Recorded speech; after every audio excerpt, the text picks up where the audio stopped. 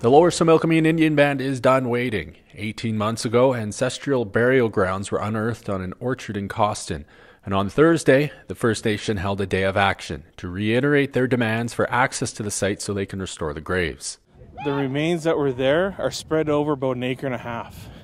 And if you see the soil piles that are there, those soil piles all have human remains in them, and there's bones and there's artifacts all through that. We have to screen all that. We want to recollect all the bones that we can so we can rebury them all at once together. And that way we can put them all back to rest at once. This is their site.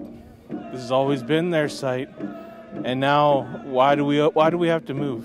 Why do we have to move them? That's the question we've asked for years. It's like moving a cemetery in Castanet here. They wouldn't expect them to move their cemetery, so why do we have to move ours? The event was supported by First Nations members and leaders from the entire Okanagan Nation Alliance and Union of BC Indian Chiefs. Battle, it shouldn't be necessary, but is, in terms of ensuring that our ancestors and their sacred burial is no longer being deliberately desecrated. Thursday's event wasn't just a protest. The First Nation also announced a deadline. September 11th, we've announced that with or without the permit, we are going to enter the site and we are going to start screening the soils, start recovering the ancestors so we can do the reburial.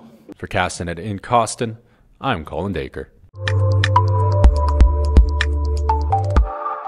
Big on business? Click the Okanagan Edge widget on the main page. The Okanagan Edge, positively business.